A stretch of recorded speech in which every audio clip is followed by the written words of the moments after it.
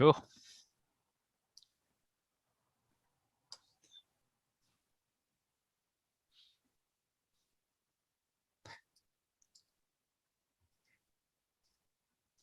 Okay, hello, everyone. Welcome to Academy of Astrology Livestream Podcast.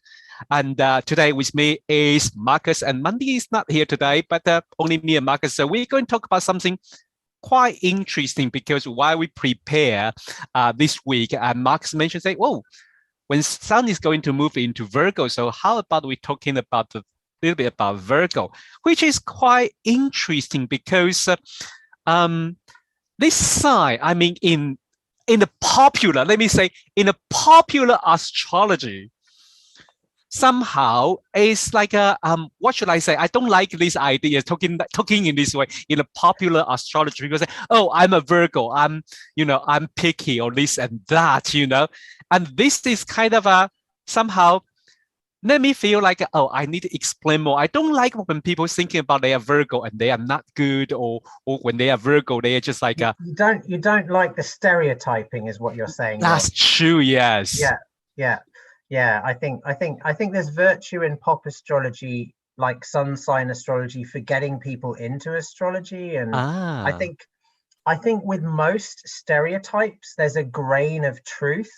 But I think it only becomes a problem if you start mistaking the stereotype for reality. I like this. I like this. So today let's unpack a little bit about the Sun in Virgo, as the Sun is going to move into Virgo, and then we talk about a little bit something about, because there's a fixed star, Regulus, also in the sidereal constellation is Lion's Heart, but in the tropical, it's in Virgo, 0 degree of Virgo. We will unpack a little bit about this. And if we have time, we're maybe going to talk about Mercury opposite Neptune. So let's start with something Virgo. Give a little bit of idea about Virgo, this sign, its quality and anything.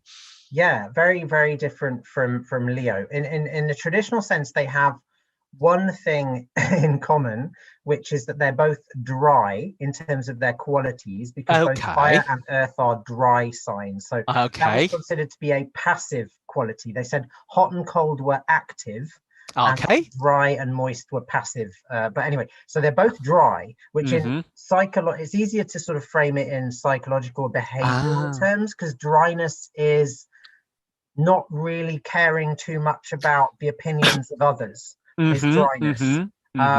It's sort of a separative. If you think about sand, sticks together when wet, separates when dry. I like this idea. Moisture is a clumping kind of thing. Moisture is a connecting thing, right? I see. So and heat and cold are sort of like extrovert and active versus introvert, inactive. So water is introvert, moist. It's connected, but it's internal. Hold back. Air is extrovert. Moist. And of course, still connected, sticky. Yes, exactly. So it's actually quite simple to think about in those terms. But so Leo and Virgo, that's about where the similarity ends, because in all of the things they're very, very different. Because Leo, the Sun's natural home, is traditionally let's go through some of the traditional things first. Sure. Yes. So Virgo would be said to be one of the double-bodied, bicorporeal or common signs, which are the signs which in tropical astrology end the seasons. They mark the passage, the transformation of one season into another. And then they were said to traditionally have two natures. So like, or to represent. So in charts, they can often represent things which show up in more than one form, or have more than one. Like it represents a plurality. So these signs are the two signs ruled by Jupiter and the two signs ruled by Mercury in traditional astrology. That would be Gemini, Virgo, Pisces, Sagittarius. The second thing about Virgo, it's an earth sign, so it's cold and dry, and that would be taken to represent things literally from the earth, like minerals and plants and vegetables and things that grow, but also it's practical. And it's ruled by Mercury, and in fact it's the strongest Mercury sign in a sense. We always think of Gemini, but actually in Virgo, Mercury is not only in its own sign, it's also exalted. It's like super at home in Virgo. I like this idea. Because it's interesting to think with, because one thinks of I tend to think of like Gemini as being like more the Mercury stereotype, right? Because it's like the chatty, like connected to people. But actually, Gemini is a moist sign, so it's Virgo being dry. Yeah, closer to the essential nature of Mercury. Mercury is said traditionally to be a dry planet on its own.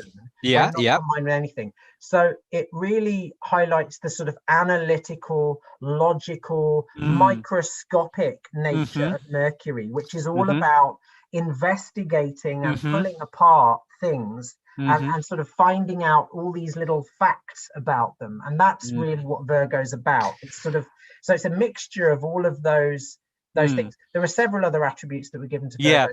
I'm quite interested in a few different things. The first thing is I'm trying to understand this this influence of Virgo.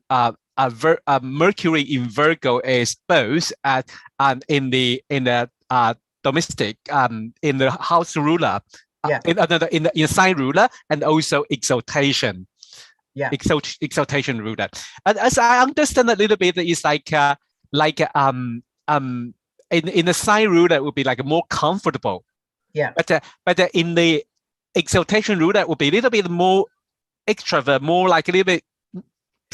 There's some strength, it's some like force. Status. It's given high status. So it's kind of like in its own sign, it's got full power. And it's truly itself. And it's exalted. It's kind of not quite as good as it looks, but it's given extra status. It's like extra high. I like the analogy. I think I've seen it in a few books. The honored guest.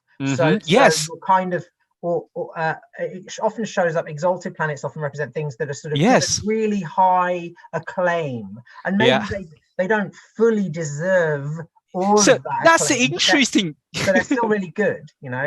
That's the interesting part of a Virgo, you know, especially when Mercury in Virgo is like, I'm at home, but I'm not at home, but I'm at home, but I'm in the home office.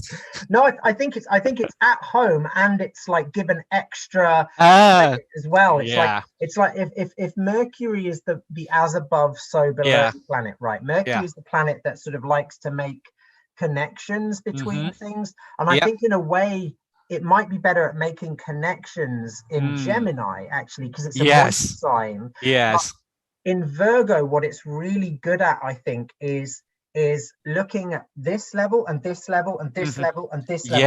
It's the data gathering function. It's the analytics. It's the kind of, this is the Silicon Valley Mercury. You know what I mean? This is the it's like this could be Mercury megabucks. This is like tech takes over the world. This is like the crowning glory of materialist science. Chop it all apart, fillet it, make money out of it. That's what Mercury does best in Virgo. Exactly. Yes. Another thing is you just mentioned about the common sign and the bicorporeal. Could we go a little bit further about these two terms? What is mean common sign? Okay. So the common sign, they're two labels given to the same group of 4 signs, right? First of all, so common just means, they were called common signs, I think, because they were the bridging signs between the fixed sign in the middle of a season, in the tropical zodiac, and the cardinal or movable sign at the beginning of the next season. Therefore, they were common. If you think about whenever the sun is in any of those common signs, Gemini, Virgo, Sagittarius, Pisces, it's the end of one season and moving into the next. So in the Northern Hemisphere, of course, we're moving into autumn, but when the sun is in Virgo, it's still summer, but with the season is beginning to transition, shifting. So that's why it's called a common sign. And in terms of the interpretation, I think that sort of implies the mutability, which gives so that's why I think in modern sign. Mutable sign, in the modern astrology we call this sign mutable sign. So they are kind of changing, they are gradually changing the things from the season to season. Mutable, same thing. Okay, they are similar things. So another question is about my pronunciation, bicorporeal. Yes. The word name literally just means two bodies. Two bodies. So this is go with all the mutable signs. So we have Gemini. I think it's that two boys or two men. And twins, then twins. So Pisces, that's two fish. Sagittarius. Half man, half horse. Okay, but how about Virgo? Now this, I don't know, but you, I believe, have some insights on this one. I mean, it's very interesting because I heard about other astrologers say, oh, used to be ancient time is like the image is like God is holding a children's hand. I was like maybe, or like Maria, Maria holding Jesus. And I said, that is possible too. But I find the interesting things is about the fact is I try to our friend Sharon and I suggest me go to read an ancient text exists in Chinese. And and this text is already translated into English by a Japanese scholar. I think it's called Yano Kushia. And interestingly, when I went to read this ancient Chinese text, they changed the signs name. There's two signs that have been changed, and in the beginning I was like, what are they? First, they call two lady or double lady, and I was like, is there any sign double lady? And then there's another sign called male female. Right, that's fascinating. And then I was like, which sign is male female? So then I realized, because I think in the Vedic is very interesting. We can relate it back to Vedic astrology. I think Sonal, our friend Sonal, told me Gemini in the Vedic astrology image somehow is male and female together. So I wonder this name is an ancient name of the Gemini rather than more ancient. I don't know. Male female might be another name in Vedic or in Asian the tradition. Image, maybe. Or so she Gemini. Said the image. Gemini's image somehow is male female. Makes sense. Mercury is a hermaphrodite, right? Yeah. Yes. But so then now the two ladies. Well, and then there's only one side could be two ladies. It's Virgo. So and then it's interesting because I don't know is that true, because I read some book. They say in the Babylonian astrology, in the Babylonian sign, this area of sky is two goddesses.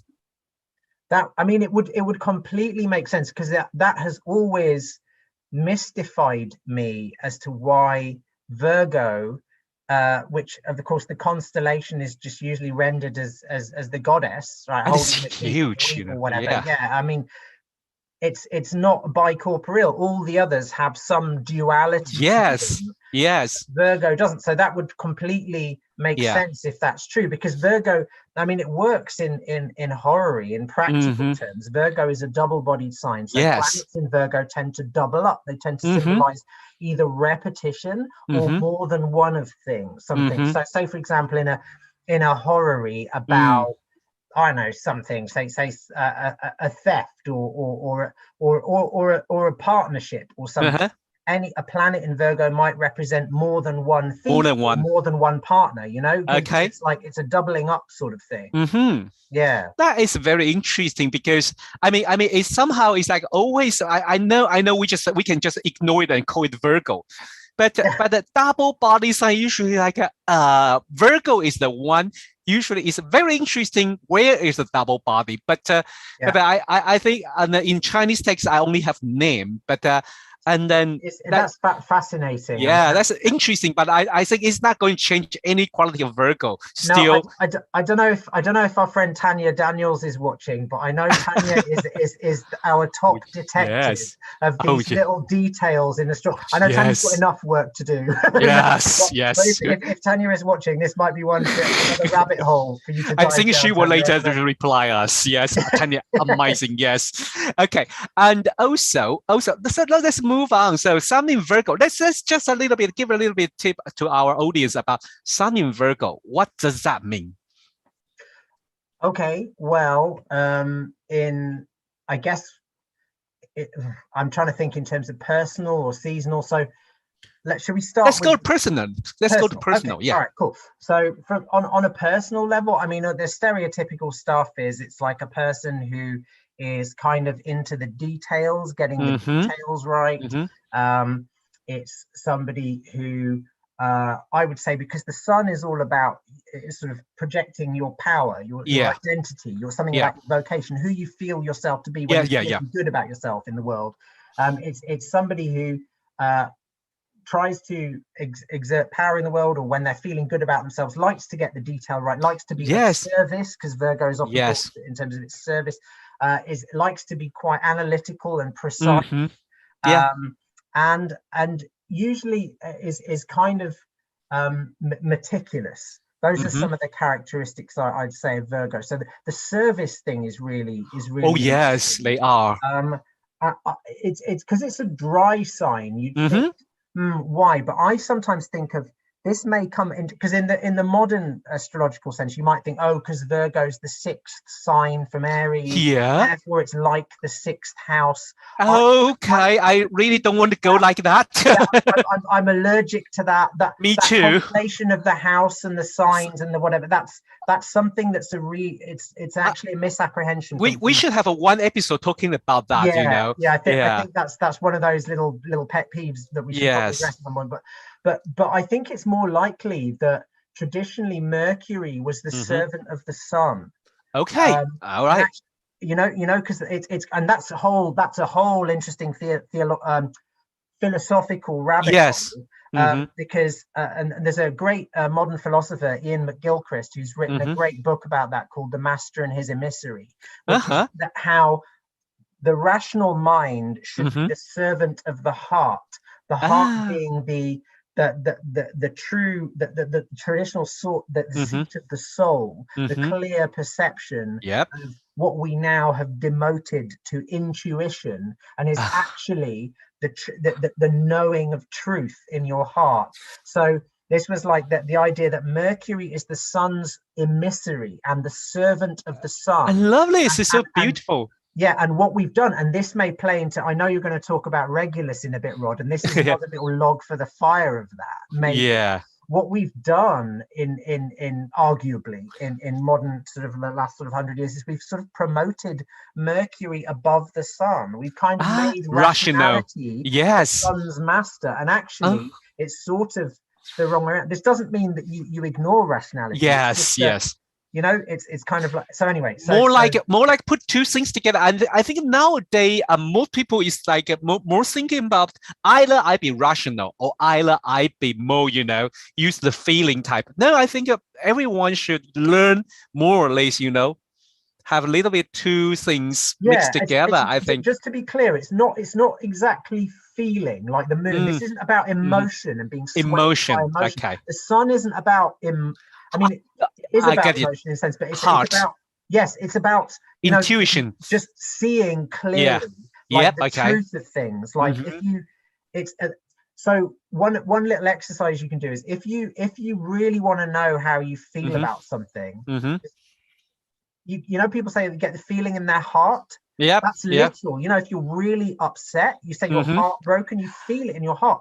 If you really sit with a thought and just focus on how does this feel in my heart, like in that region of my body, you'll know how you really feel about it. I think I was about to talk about this in the end of this episode, but I think we are step into that opposition between Mercury in Virgo opposite Neptune Maybe. Yeah, we're kind of they target us like, hey, talk about this, because I was accidentally talking about emotion, talking about feeling. Remember? Oh, I got you. I realized when you were talking about this, oh, maybe that's the things, because we kind of carry away a little bit, and I think this is the major aspect in this week. Coming week. We've got two things happening this week. Yeah. I mean, we've got like there's some nice ones today, like Sun opposing Jupiter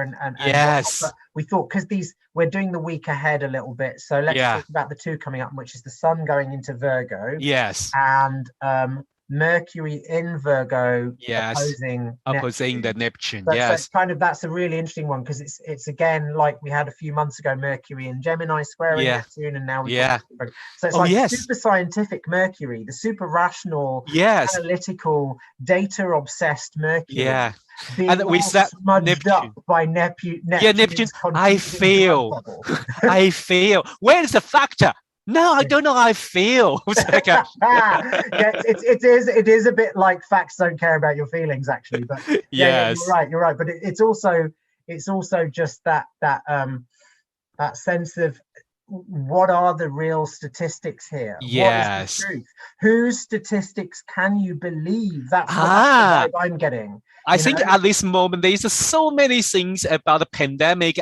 You believe in the so-called mainstream media about everyone should be vaccine is good, vaccine is helpful. All of that. Or another way, it's like it's like whose stats are the real stats, and with Neptune always introduces confusion. Yes. Deceit, sort of like this not knowing where the ceiling or the floor is. You don't know who's and of course Mercury in Virgo is all about getting the true facts, like getting the data out there. Yes. And Virgo, another traditional thing, both of the Mercury ruled signs were loud voiced traditionally. Loud voice. So Virgo is a loud voice sign, so it tends to give a megaphone to any planet that's in it. So Mercury in Virgo is like loudly shouting its facts, and opposed by Neptune, it's like, well, we've got loads of people with megaphones telling us that their facts are the true facts. And especially when Mars is also there, so the voice is quite loud and quite angry. Then it becomes shrill, strident, and angry and argumentative.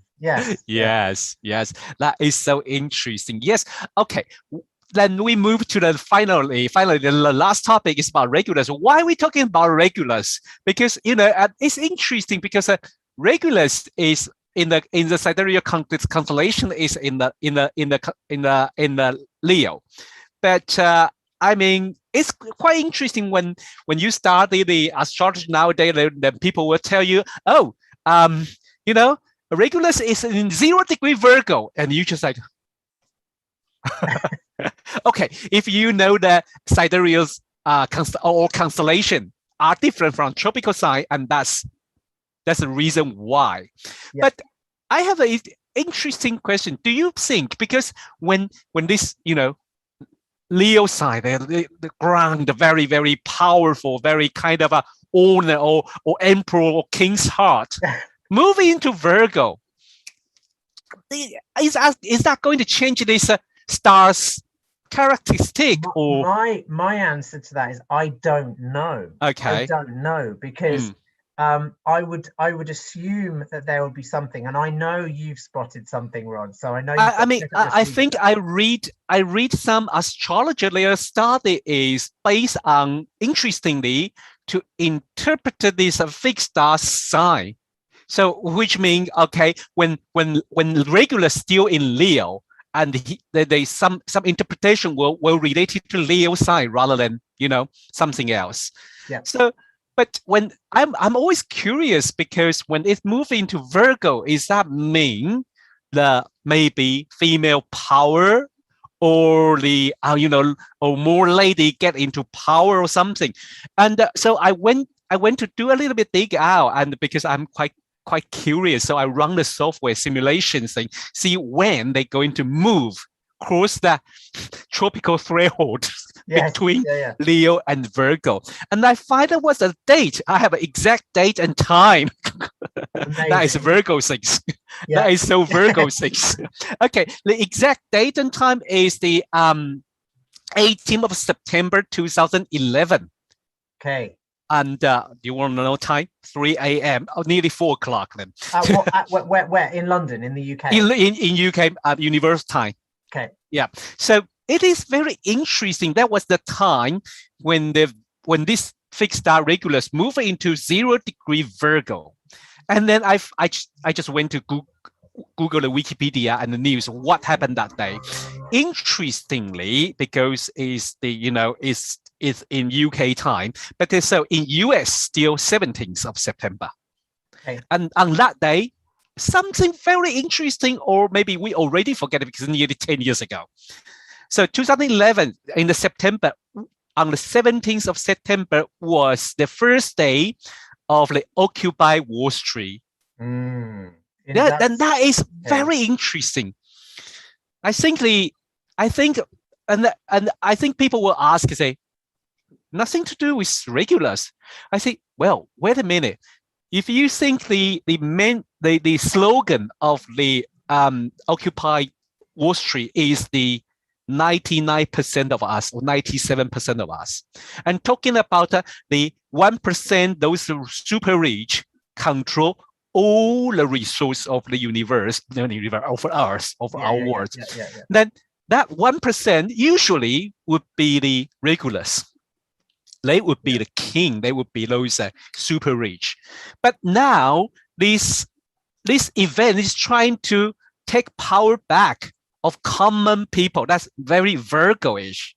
I think there's something there, isn't there? And definitely, like, that's really fascinating. When also it struck me when you were saying that, Rod, that there's something about the old climate thing to do with Virgo, the analysis of climate change. Because Virgo is an earth sign, so it's really concerned with both analysis and, I would say, like all the earth signs, conservation. So I think you're right. I think there's something possibly about that shift from Leo, the sun's natural home, into Virgo, natural home, from that fire sign where the sun is king, and the rich gold-plated Donald Trump types of this world, their homes, to the Virgo, which is all about, sort of like the data showing that the planet needs help, and so Regulus is we should clarify, actually. Regulus is one of the brightest fixed stars. First magnitude star, which means it's pretty much almost as bright as a planet when you look in the sky. And it's sort of it has been around the end of tropical Leo, as you said, Rod. It's at the same place in the constellation of Regulus. Still same, but for the tropical view is different. But the tropical zodiac, as we've explained in previous podcasts, is pinned to the solar year. So it's named after the signs, but is not contiguous with them. Exactly. So it's kind of like the constellations actually gradually shift out of phase with the tropical zodiac. So for that reason, Regulus is now just shifting.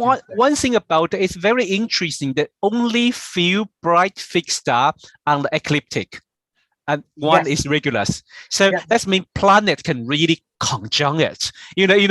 When studying fixed stars, some astrologer will argue about, could we really say conjunct? But anyway, this one, Regulus, you can really say conjunct. Weren't there 5? There were the ecliptic. There were 5 of the fixed stars that was really close to the ecliptic. They were the royal stars, right? They were the stars that. I think. Are they different ones? They are different. They are different one, but yes, there are few. Like, I think Spica is one of them. And Regulus is one of them. And was there Altair? Was that one, or there was Aldebaran? Aldebaran is nearby. Rod's the star expert. As you can tell, I'm not. But I think I quite like to find out those stars around the ecliptic, and then you can say this is conjunct rather than because I like in other chance with stars often you can their latitude their different declination south of the celestial equator ecliptic can be rather wide. So you can say it looks like they're conjunct on the ecliptic. Oh, you've got Mars at 16 Virgo, or Mars, let's put it where an actual star is. So Mars at 15 Gemini, where Rigel is. But if you looked in the sky, Rigel would be sort of down here, and Mars would be way up here. Exactly. So when you say conjunct, sometimes if you look at star chart, it's like how they conjunct each other like this? It's because they're conjunct in one dimension only. Yes.